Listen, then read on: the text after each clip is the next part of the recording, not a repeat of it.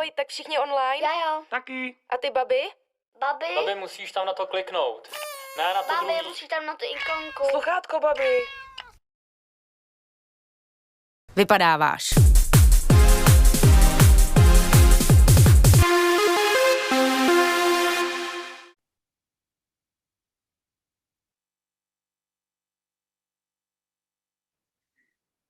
Good evening, Europe. Good afternoon, America. And welcome to the 14th edition of the One World International Human Rights Documentary Film Festival in Brussels, which includes this debate on human rights in North Korea, a totalitarian country which for several decades has been denying its citizens freedom of thought and conscience, freedom of expression, freedom of religion, freedom of movement, political freedom, and any other freedom that you may think of.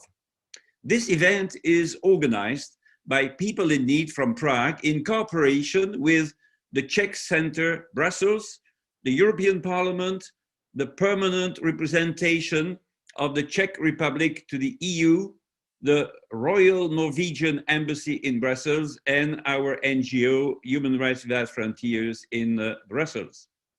My name is Willy Fautré, Director of Human Rights Without Frontiers, an NGO based in Brussels, as I just said, affiliated to the Human Rights and Democracy Network, acronym HRDN, a sponsor of the festival.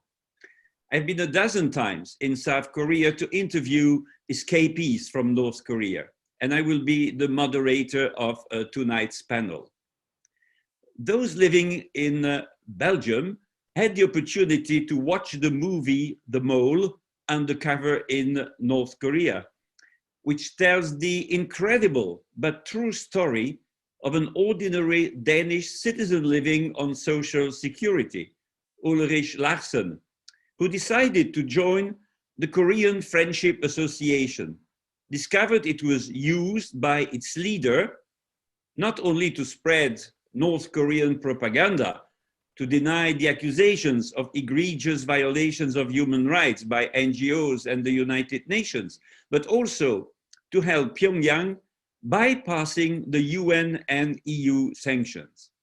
We have the privilege tonight to have the director of the movie The Mole on our panel, Mr. Mads Brügger. Mads Brügger is a Danish journalist, TV host, author, filmmaker.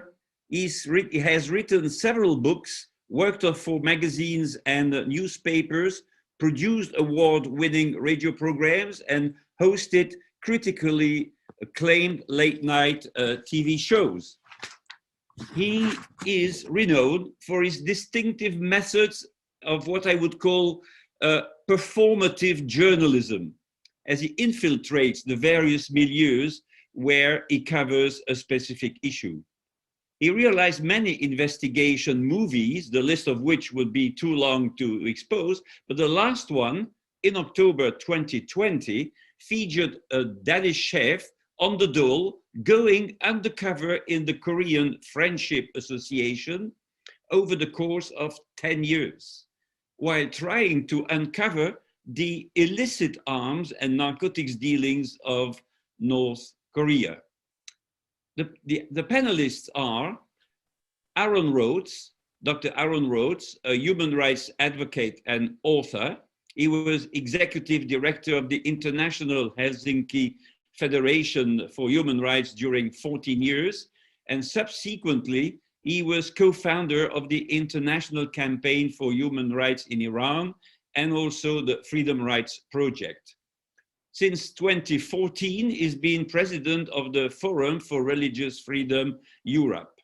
He's the author of a recent work named Debasement of Human Rights, published by Encounter Books. And he has published numerous op-eds in the American press. The other panelist is Dr. Rajiv NARAYAN. He was East Asia researcher at the Asia Pacific Program of Amnesty International in London during 15 years, covering North Korea.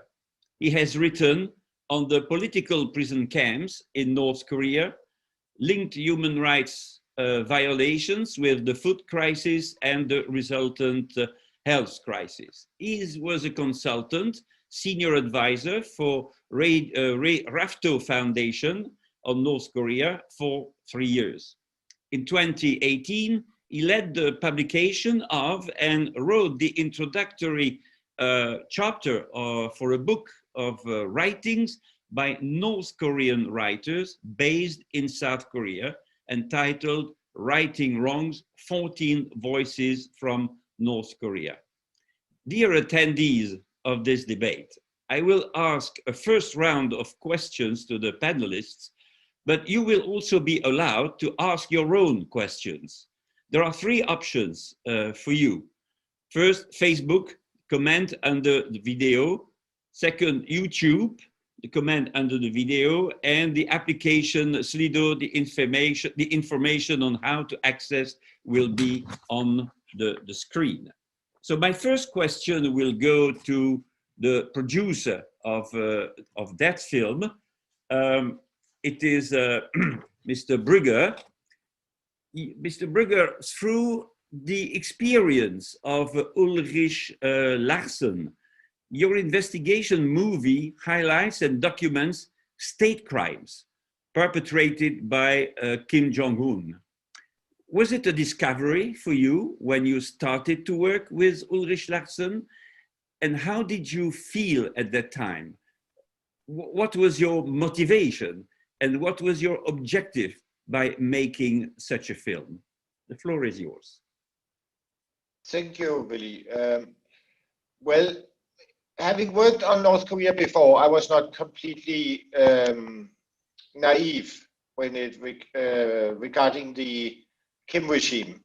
I was aware, of course, that North Korea is essentially a criminal racket, that they are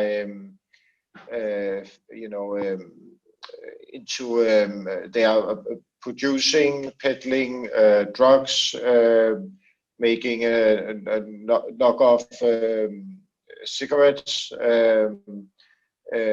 counterfeiting, and so on, and also, of course, heavily involved in sanctions busting. But not very often do you get to see how it is done in practical terms. Mm-hmm. And when I began working with Ulrich Larsen, actually more than 10 years ago, 11 years ago, this began very small. It was just him, volunteering to become my personal mole inside a North Korean Friendship Association. And actually, having a mole inside a North Korean Friendship Association in Denmark is a bit of an overkill, method-wise. But from that starting point, it gradually evolved into a discovery and an infiltration of essentially a criminal network, which links Pyongyang with its supporters and enablers in the Middle East, in Europe, and so on. We also discovered that the North Koreans are capable of and willing to travel far away to meet with potential buyers of their quite advanced and sophisticated weaponry. And also that they are willing to do business with non-state actors, private persons, which is, quite disturbing. And, so it step by step evolved into an expose of how North Korea operates when they are conducting criminal activities and when they are doing sanctions busting. But did you expect that it would last for 10 years when you started that project? I had no idea, no. Initially, it was a project which I did on the side. It was costing me nothing. The mole, Ulrich Larsen, was working for free. I told him right from the get-go, we will never be capable of paying you any money because you are a source, a journalistic source, so I cannot give you money.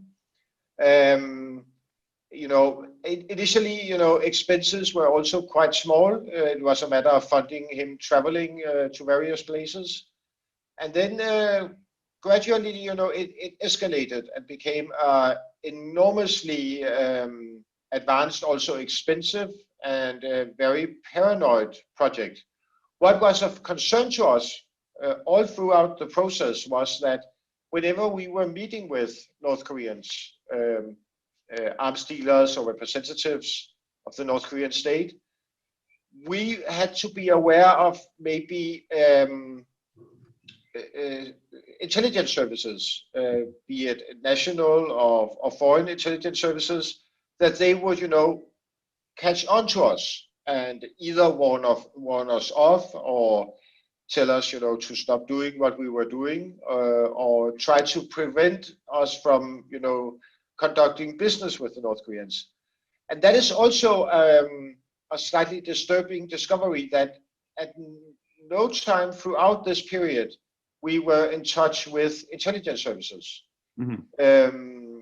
Neither in Spain, Denmark, China, Cambodia, or Uganda. So I don't know how finely masked the grid is, which is supposed to be monitoring North Korea. But us being capable of going about doing what we did, mm-hmm. without being in touch with intelligence services, in my mind suggests that maybe it is not as finely masked as it should be. Yeah, I will now have a question to Dr. Rajiv Narayan. When you were a researcher at the Asia Pacific program of Amnesty International in London, covering North Korea in particular, what were your major findings about human rights violations in North Korea? And what were your sources of information, and how did you document your accusations? Thank you, Willy. And thank you, Mads, for a wonderful documentary. When I was in Amnesty, I started in 1999, and my first report was on we were surprised to see the vulnerable situation of North Koreans in China. Of course, we could not go to China because Amnesty is a policy of openly asking permission and going, so which was not possible. And we didn't want to endanger the people there. But then we found the situation of the North Koreans, especially those who were returned back, and they were thousands at that time, who were returned back by Chinese authorities back to North Korea. And we also occasionally found North Koreans doing it. And then it came down to many, we found a lot of testimonies from North Koreans based in South Korea, from Japan, but it was mostly in South Korea. We found thousands. Actually, by the time I finished in Amnesty, we had more than 35,000 North Koreans in South Korea. And so we then went into the reason why, what was the driver for these North Koreans moving to China at great peril to their lives, and not just themselves, but also their families. They were separating, and often their journeys to South Korea, which was a preferred choice at that time. And in part, it's also because South Korea is, considers North Korea as part of the big Korean peninsula. So if they were to reach South Korea, they could become citizens after they were seen as not as a national security threat. So coming back, so then we found that the problem was the food crisis in the 1994 to 1998, and whose consequences have continued even today. And which had resulted in the lives of millions of North Koreans. And so I linked my 2004 report on the violations of the right to food, how the government did not take or put all its resources in solving this huge crisis, and which boiled down to then widespread interlinked human rights violations of detentions of hundreds of thousands of people, and then also the discrimination, how certain parts of the country were completely not allowed, the food aid which poured in from the international community. In fact, North Korea had actually admitted that it needed food aid, which the international community had given. But they were not free. The World Food Programme, the Food and Agricultural Organization were not allowed free access.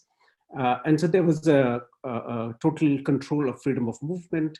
Again, there's no free press. So we identified different aspects of, also no freedom of association. If there was information, we would have done that. So then we went into the health crisis and we found how badly it had been affected.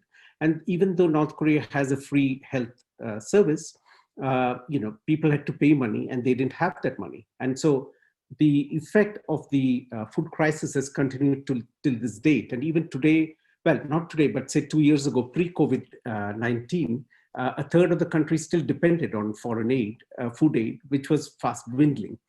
And then we looked at the issue of political prison camps. Again, because we do not have access to North Korea, we did try to, and we were in touch with the North Korean embassy in the mission in Geneva and in London as well. And we found that it was impossible to get access. So what we did was we used satellite technology to identify the political prison camps, especially prison camp 15 and 18 in Yodok and also in Hwasong. And the reason was because we had testimonies from people who had been imprisoned there. And so we let them speak. So we had a kind of people who had escaped to the relative security of South Korea, and a couple of them who were in the UK. And we then asked, we even interviewed a prison guard from one of these political prison camps. And so we got the information and we put it there. And actually the campaign at that time for amnesty was one of the largest. We had more than 160,000 petitions, which we submitted in front of the North Korean embassy in London and also in the mission in Geneva. Now the sources, as I've hinted, and before I forget, I also was the resource person for the UN Commission of Inquiry in 2013, and we organized meetings in London with many of the, with the witnesses based in North Koreans based in the UK, and experts, and also with the special rapporteurs at that time. So this was some of the things that we did. We also raised cases on, say, for example, the public execution of Jang Song-taek, the uncle of the current leader, Kim Jong-un, which was actually admitted by North Korea in 2013. So apart from that, my sources have been mostly North Koreans based in South Korea and in Europe and in the United States.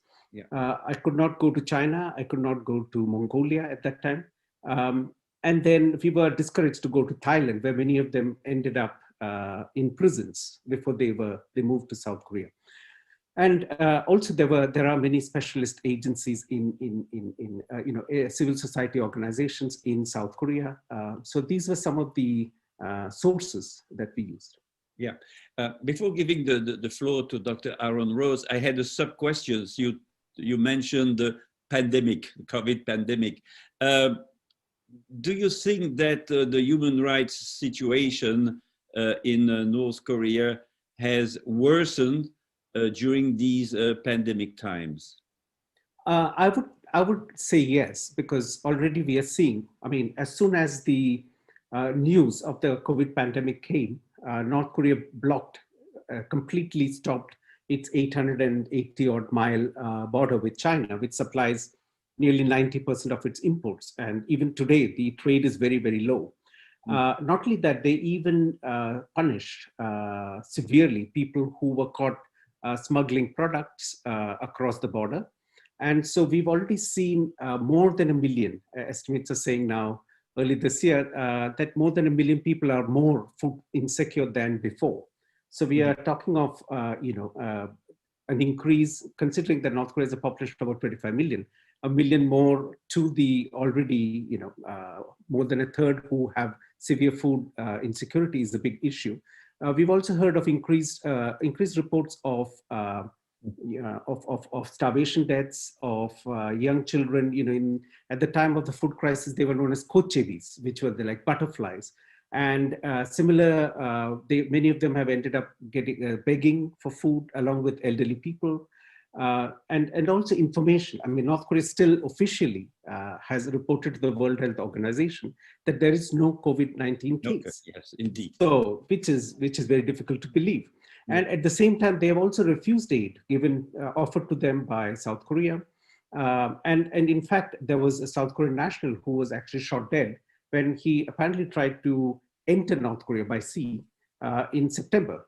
One of the reasons they gave was that they were afraid he would bring COVID into North Korea. Yeah. And there have also been cases of executions of people who they've suspected of bringing, say, from China, and so I would say that the concerns of human rights violations is bad. Not only that, in fact, at the 8th the party conference, Kim Jong-un, the leader, admitted that the situation is very, very bad economically, and they are comparing it to it being as bad as the 1994-1998 food crisis. I kind of fear there is also going to be a crackdown further. One reason is the surprising continuation of the blockade with China. And it could be because Kim Jong-un, the leadership believes they would fall into greater dependency on China, which would be a threat to their power. And that could be one of the reasons they are blocking it, which means increased political repression as well. Yeah, so now I would ask Dr. Aaron Rhodes the following questions. For decades, until the collapse of the Soviet Union, the populations of Central and Eastern Europe were ruled by communist totalitarian states and deprived of their basic political and civil rights until they stood up against their dictators. Do you think that one day the North Koreans could topple their leaders? Can you make, or can we not make any comparison between the two situations? Well, there's no problem to make a comparison, but I can answer that question relatively shortly, I think, and that is to say that, first of all, what happened in 1989 was not so much a matter of citizens standing up against the state. It was the matter of the state collapsing. And there was a lot of opposition, of course. There were dissident movements, and there was general disgruntlement with communism and with the ideology. But the USSR was no longer functioning properly, and the bureaucracy itself was becoming so dysfunctional that it was easy to kind of push it over the edge with some demonstrations and some civil actions in Eastern Europe and so on. But now you have the DPRK, and for all of the reasons that Rajiv has very well described. I mean, this is the highest security state probably in the world. There's more intelligence collection and oppression of civilians than you can find anywhere else. They have no means to communicate secretly. They have no contacts with outside forces to speak of. They have little communication about political theory or tactics or anything like that. And so their possibility to do anything about their plight is extremely small, I think. I think if we're talking about scenarios, we have to think about the elites in the DPRK wanting to take a different direction, and we have to think about the ways the state is dysfunctional and a danger to itself. Mm-hmm. Yeah, are there any signs that the regime in Pyongyang might be in some difficulties with the flow, of course, difficult flow of information coming into the country in one way or another, and also out of the country to the outside world? I mean, the access, illegal access, of course, of the North Koreans to the media of South Korea and also other countries, including China, by the way. I'm really not sure about that. I think it's, as I understand it, and I'm not a specialist on North Korea at all. or on any other country as far as that goes. But I think this has sort of come and gone. There have been periods of relative liberalization where they allow more free enterprise and more more contacts, and then they tighten up again in this way. And but you know, we don't hear about any kind of civil unrest in North Korea. I don't anyway. And so I have the feeling that it's impossible. Yeah, it's absolutely impossible because people cannot communicate with each other. They cannot have some form of associations. Even underground, they would be denounced by, well, a neighbor or even a member of their own family. Yeah. By the way, Willie, if I could, I'd like to make a comment about something that Mads said. And by the way, I think this film is just a miracle, and I want to compliment you on this. And I can't quite believe what I was watching, and I'm very impressed with your ingenuity in doing this.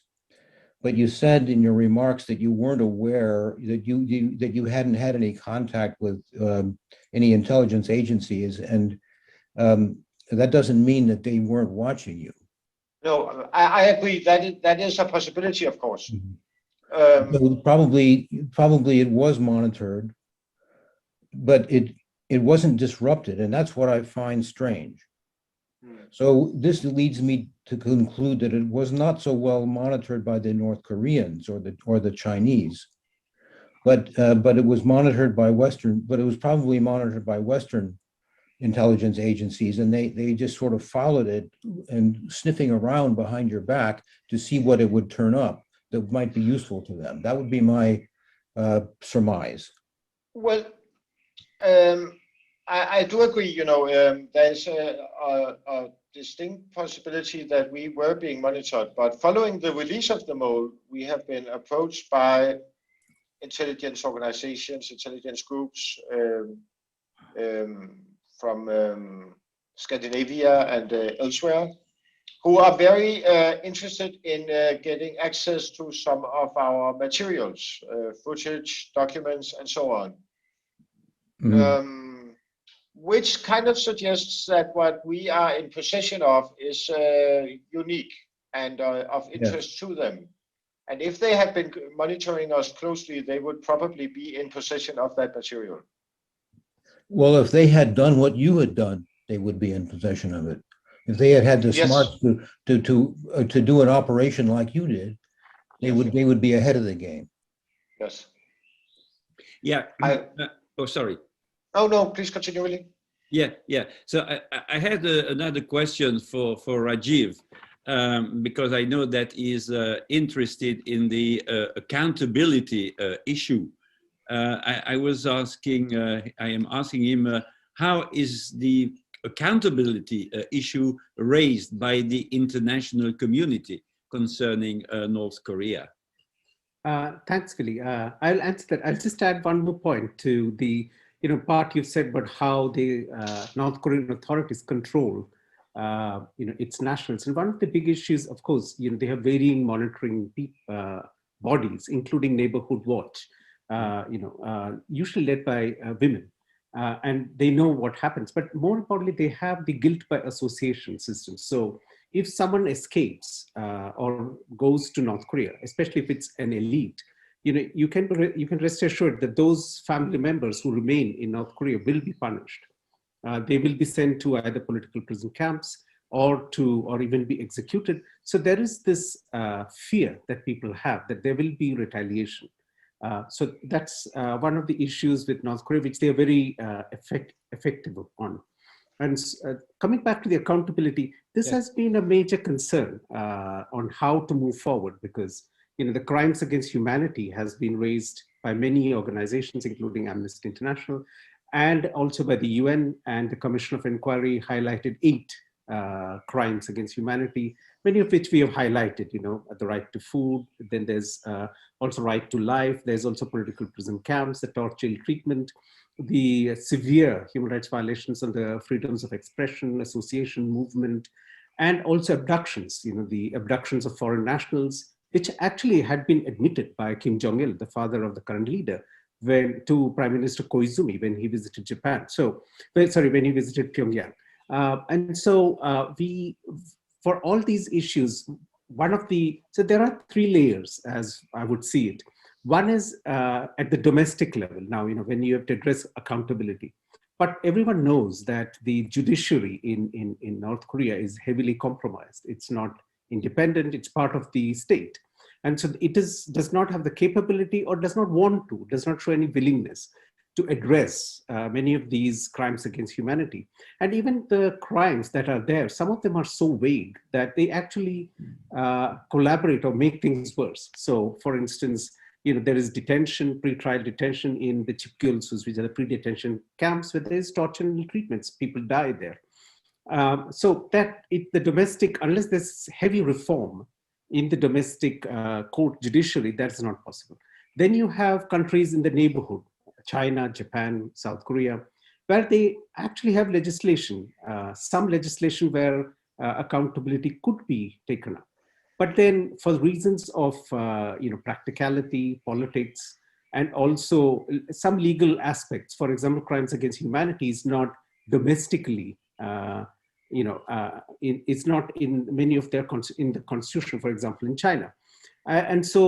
These countries do not want to, or have not taken up, or in the case of Japan, they have issued arrest warrants for those people who perpetrated the forced abductions of their nationals. But there's no way of getting them, and Japan does not do in absentia trials, so it's impossible to carry on forward. And then you have the international stage. We could do with countries which have universal jurisdiction, but there again, like General Pinochet, you need the leader, the perpetrator, to be in a country where there is universal jurisdiction. The other aspect which has been tried is the International Criminal Court, which is exactly designed to deal with crimes against humanity perpetrated by authorities in North Korea. And there, it depends actually on the Security Council. The UN Security Council can refer high-level perpetrators, including the leader Kim Jong-un, to the ICC, the International Criminal Court, to start charges. But as you know, the way it's made up, comprised, so far, the Security Council has not surprisingly referred such a case to the ICC. The other one could be a prosecutor. Unfortunately, there have been three cases. One was the bombing of the Chonan, the warship, the South Korean warship, where 46 personnel died, and that was taken up at the ICC. Mm-hmm. And the ICC prosecutor said there was not enough that they could pursue further. There were two other cases, and recently in December 2019, I think, the prosecutor mentioned that the perpetrator was not from a national who's a state party to the ICC, and also it did not take place in a country which is a state party to the ICC. Mind you, any of the state parties, so South Korea and Japan are both state parties to the ICC, and they could also request the ICC to take up these cases, but we shall see. So there have been attempts, not successful, but there are possibilities. Mm-hmm. Yeah. Okay, thank you. I have a few questions coming from the audience. Can I add a little thing? Sorry? Really? Yeah, please do. Yes. Please do. No, I think it's interesting to notice that COVID has actually achieved what the UN has been trying to accomplish for quite a while, which is to completely seal off North Korea. And that is a remarkable and important fact. And because of that, the regime really is in dire straits. Mm-hmm. And is or could be, more fragile than it has been for a long while. Now it did survive, the arduous march, the hunger, mass hunger in the 90s. It did pull through, but that was also partly because of the legacy of Kim Il-sung, which is of importance to the North Koreans, and of that generation still remembering him. But a byproduct of that period was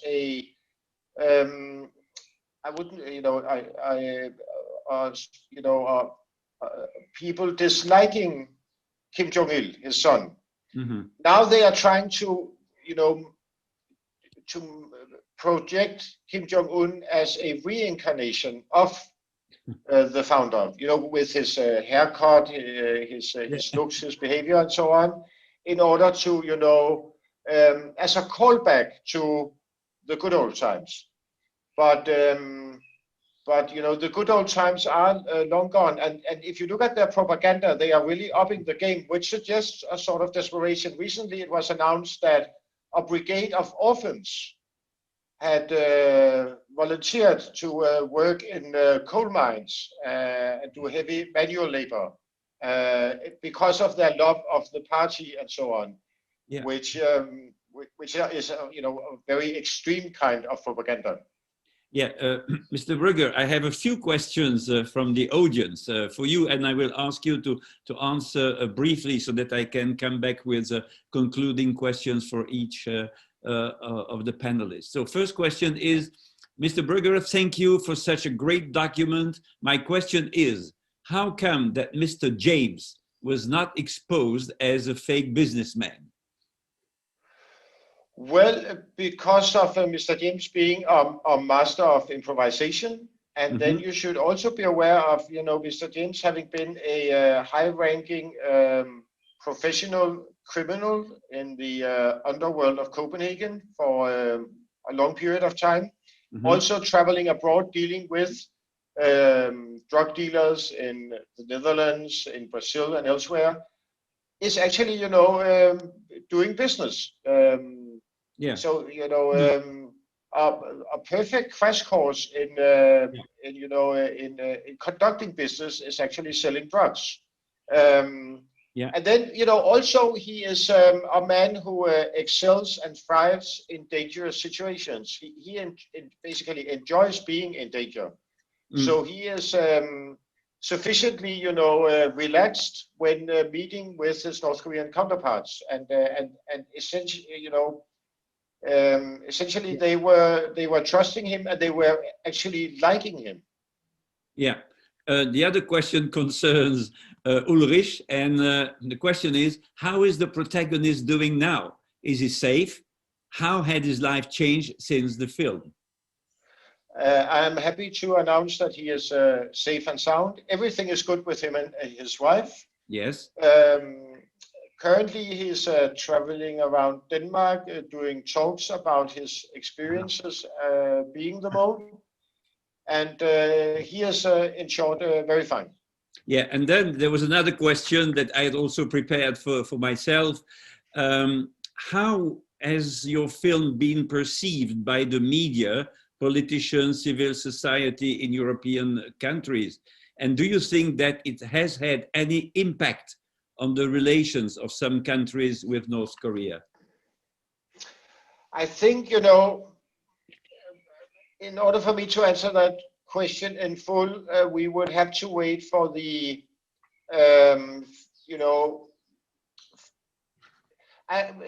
the complete fallout of the film will only be known once it has premiered in the States, in America, which it hasn't yet. It has been shown in Japan, not in South Korea yet. Audiences respond very differently to it. In Germany, it did spur some debate. I was kind of expecting that the release of The Mole in Spain, or actually, the release of The Mole on the BBC, would make Spanish authorities approach Alejandro Caudebenas and tell him, we need to talk. Which in my mind should lead to the arrest of Alejandro Caudebenas. That hasn't happened, and that is, for me, astonishing, because I think of him as a international criminal and a dangerous person. Yeah. But apparently, the Spanish authorities are, ignoring him or letting him do his thing. I think it has to do with, in Spain, Alejandro Caudebenas being perceived as a clown. They do not take him seriously. Yes. Which this film definitely suggests that you should. Yeah, and now I have a last questions for each panelist, I would say. What can we do? What can the EU do? What can democratic countries do? What can NGOs do to try to have some impact on the daily lives of North Koreans and on their human rights? Maybe I will start with Aaron, because he has a lot of experience about advocacy. Yeah, well, I have a lot of experience, and it's usually the results are very discouraging. Yeah, so, indeed. The impact on a regime like this of what goes on in the these meeting rooms in Brussels and in Geneva and so on is negligible. Less than that, maybe. The commission of inquiry that the UN did was a very good thing, and it was very well done. We don't even hear anything about this anymore. It's been sort of eroded along with all the other reports and documents, and nothing has changed in North Korea as far as human rights that I'm aware of. I don't think it had any impact on improving anything. And but I think that we have to keep it up, and that now because the point of doing human rights work, especially in civil society, is not so much to achieve any specific end, but it's a moral duty. And this is not, I don't think we should see our work as purely utilitarian, so that if it doesn't work, we're going to stop doing it, because it doesn't work.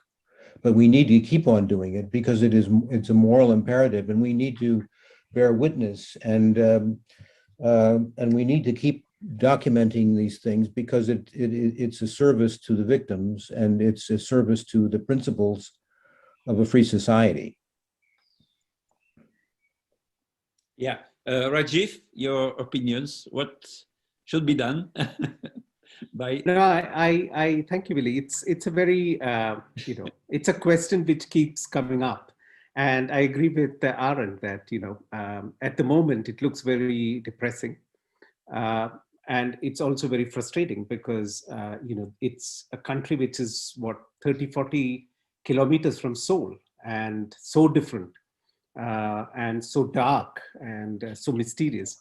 But also so, as Mads mentioned, I mean, it's completely cut off. So I think I agree that we have to continue to keep documenting the violations of human rights, the stories. As I mentioned, the book that I helped, with the Rafter Foundation on righting wrongs, which was 14 testimonies by North Koreans about their different experiences. But also there are many examples. And also now we find that the National Human Rights Commission of Korea, for example, is doing work on this. There are a lot of NGOs working on it, including Amnesty, Human Rights Watch, among others. But also at the same time, I think it's very important that there is awareness raising. And that's where the North Koreans in South Korea, there are like 35,000, are very key, because we need to make them aware of the rights. And then they have connections in the North. And that's bound to cross over at some stage when North Korea will open up. At the end, I mean, it's also a curse of geography, because, the country that can really change North Korea is China. But, as you know, it's not a paragon of human rights. It's very suspicious. And so if they want, they can really make a change. But they would also like North Korea, for strategic reasons, to be a buffer between South Korea and Japan and the United States. So we have to compete. So there is this strange situation in South Korea, inter-Korean relations, where you have, say, for example, the current government in South Korea, the president is a former human rights lawyer, but they fear that raising human rights now would be detrimental to the peace, or that they're trying to achieve in the Korean Peninsula. And so even the South, which should be leading on this, which have regular dialogues, have not raised, in fact, they've kept human rights quiet. So we need to, I think, also have awareness raising among these leaders to start talking about human rights, that it has to be a an issue which has to be in the center of all the dialogues they do with the North. And it need not be civil and political rights. It can also be economic and social and cultural rights too. Mm. Now, Mads, well, how do you think that we could contribute to your, I would not say crusade for human rights in North Korea, but for your ideal to improve the lives of the people in that country? We NGOs, we governments in the European Union and also in the EU in Brussels. Well, one of the most dominating megatrends of these times is the struggle between totalitarianism and the open and liberal society. And unfortunately, currently, totalitarianism is on the rise, which plays in favor of North Korea and also enables China and also Russia to be, supporting or helping, enabling the regime. But as Aaron said, we have to keep on the pressure and do our best. One thing I am, prone to myself, and which I'm also trying to counter as well as I can, is perceiving of North Korea as a somewhat laughable and kitschy country. The perception of Kim Jong-un and his father and grandfather as the embodiment of Dr. Evil it is something which a lot of people find amusing, but it's important that every time you have a laugh about the stupidity and the satirical side of the regime, involuntarily satirical side, that you remind yourself that it is a complete slave state and an absolutely horrible place for people to live inside. And one of the challenges for filmmakers, journalists, documentary makers when dealing with North Korea is that it's very difficult to say something new about North Korea, partly because it's very difficult to penetrate the regime, and partly because a lot of films about North Korea share these similar ways of telling stories, but finding new ways of documenting North Korea, retelling North Korea is important, because then you will find new audiences and make more people aware of the evilness of the Kim regime. Yeah. Thank you very much to all of you, because we are now going to close this debate. But I would like to add just a few words first to thank One World for organizing this festival in Brussels, but also to say that tomorrow 12:30 they have another film called Last Chance for Justice, and in the evening Once Upon a Time in Venezuela with the closing ceremony. So thank you very much, One World. Thank you very much to all the panelists, and we hope that next time we meet on the same issue that we will be able to show that there will have been some progress in the meantime. Thank you very much. Good evening, good afternoon for the Americans. Thank you. Bye. Thank you. Bye-bye. Thank you, Willy. Goodbye. Thank you.